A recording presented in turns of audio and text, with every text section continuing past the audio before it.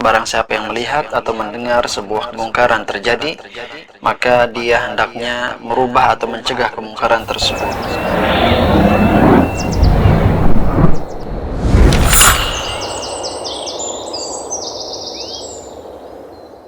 Assalamualaikum warahmatullahi wabarakatuh.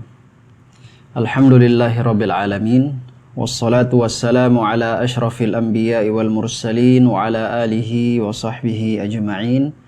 Asyhadu an la ilaha illallah wahdahu la syarikalah wa asyhadu anna Muhammadan abduhu wa rasuluhu la nabiyya ba'dah, amma ba'du.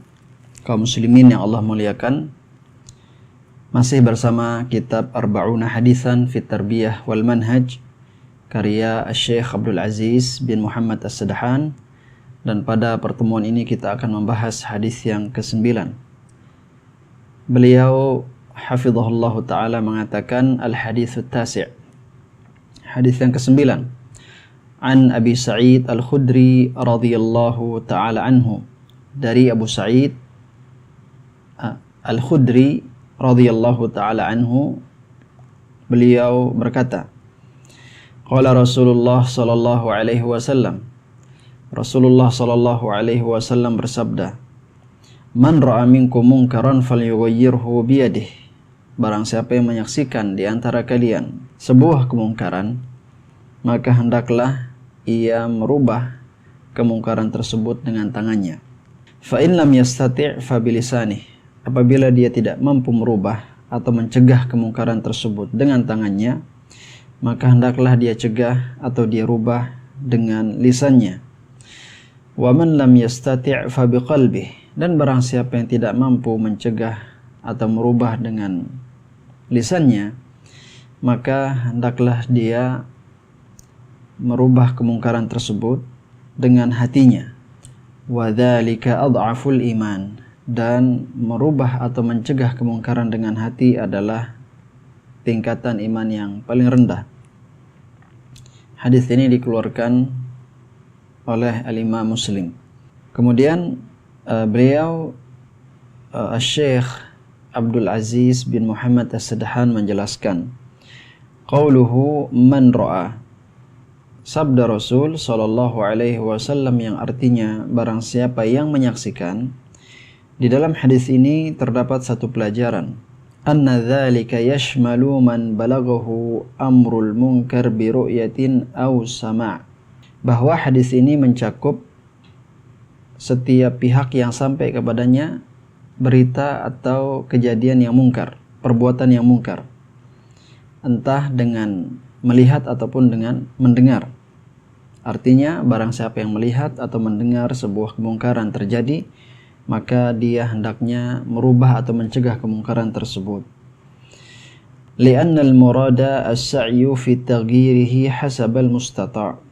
Karena yang menjadi inti dari hadis ini adalah upaya, bukan sekedar melihat kemungkaran, tapi upaya untuk merubah kemungkaran tersebut sesuai dengan kemampuan. Sehingga apabila seseorang mendengar atau kita mendengar suatu perbuatan mungkar dan kita mampu untuk merubahnya, maka kita diperintahkan untuk merubah atau mencegah kemungkaran tersebut, sebagaimana orang yang menyaksikannya langsung. Kemudian wa fihi annal munkar yakhtalifu bihasabi qudrati syakhs. Di dalam hadis ini pula terdapat satu pelajaran bahwa kemungkaran itu bertingkat-tingkat. Ada yang kemungkaran besar dan itu dapat diingkari atau dapat dicegah oleh orang-orang yang memiliki kekuatan. Nah, sebagaimana disebutkan di hadis, yaitu hendaklah dia merubah kemungkaran tersebut dengan tangannya, yaitu dengan kekuatannya. Dan di sana ada kemungkaran-kemungkaran yang tidak bisa dirubah kecuali dengan penjelasan atau dengan lisan. Ya, intinya adalah kemungkaran itu bertingkat-tingkat sesuai dengan kemampuan orang yang mengingkarinya. Wa fihi, dan di dalam hadis ini juga terdapat pelajaran anna bara'atadz zimmah la tastalzimu izalatal munkar. bahwa terlepasnya tanggung jawab dalam mengingkari kemungkaran tidak mengharuskan kemungkaran tersebut hilang total atau hilang sama sekali. Jadi seseorang itu dikatakan telah mengingkari kemungkaran dengan baik, dengan maksimal apabila dia telah melakukan ingkarul mungkar tersebut, mencegah kemungkaran tersebut, meskipun kemungkaran itu tidak hilang. Bahkan kemungkaran tersebut tidak hilang sama sekali. Balis sa'yu fi izalatihi hasabal qudrah. Namun yang menjadi standar terlepasnya tanggung jawab dalam mengingkari kemungkaran adalah upaya maksimal yang dilakukan demi hilangnya kemungkaran tersebut sesuai dengan kemampuan.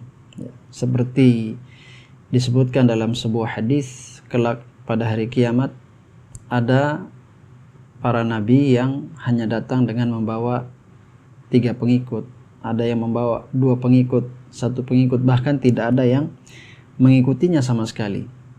Ini menunjukkan bahwa para nabi tersebut, walaupun ia telah berdakwah, tidak semua orang berhenti dari perbuatan mungkar.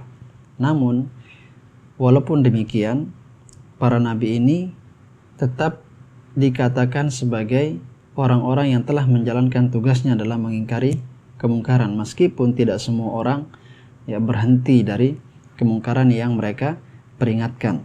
Ini pelajaran yang terkandung di dalam hadis ini. Kemudian wafihi kamalus syariah wa yusriha. Di dalam hadis ini terdapat pelajaran sempurna dan mudahnya syariat Islam. Haitsu lam yukallaf al-mar'u bima la yustata'. Di mana seseorang tidak diberikan beban kecuali sesuai dengan kadar kemampuannya. Ya, di sini disebutkan tentang mengingkari kemungkaran, salah satu syariat Islam. Mengingkari kemungkaran ini disesuaikan dengan kondisi dan kemampuan seseorang. Ketika seseorang memiliki kekuatan, memiliki kuasa, maka dia bisa mengingkari kemungkaran tersebut dengan kuasa atau kekuatannya, dengan tangannya. Namun di sana ada orang-orang yang tidak punya kuasa, namun ia memiliki ilmu, ia memiliki pengetahuan, maka dia memiliki bagian untuk mengingkari kemungkaran dengan apa yang dia miliki dari ilmu, pengetahuan, pandangan atau yang semisalnya. Dan di sana juga ada orang-orang yang tidak memiliki kuasa, tidak memiliki kekuatan, tidak memiliki ilmu, hanya saja dia memiliki hati yang bersih, ia memiliki hati yang masih berjalan di atas fitrah. Maka ketika dia menyaksikan kemungkaran atau mendengar kemungkaran, maka dia hanya dibebankan untuk mengingkari kemungkaran tersebut dengan hatinya, sesuai dengan kemampuan yang ia miliki. Wa qawluhu wa dzalika adhaful iman. Kemudian di dalam hadis ini terdapat ucapan Rasul sallallahu alaihi wasallam yang artinya, dan mengingkari kemungkaran dengan hati adalah iman yang paling rendah.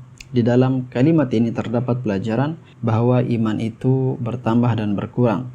Terkadang iman itu berada di puncak keimanan dan kadang-kadang iman itu bisa turun sesuai dengan amalan, baik amalan batin maupun amalan zahir dari seorang muslim.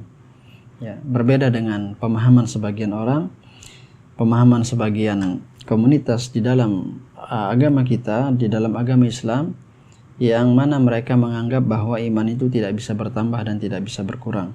Tentu ini adalah pemahaman yang tidak tepat karena menyelisihi dalil-dalil yang terdapat di dalam Al-Quran maupun hadis-hadis Rasulullah SAW. Demikian kajian kita pada kesempatan kali ini. Semoga bermanfaat dan semoga kita dapat melanjutkan kembali kajian kita pada hadis yang ke-10. Kita tutup dengan doa kafaratul majlis. Subhanakallahumma bihamdik, asyhadu an la ilaha illa anta, astaghfiruka wa atubu ilaik. Assalamualaikum warahmatullahi wabarakatuh.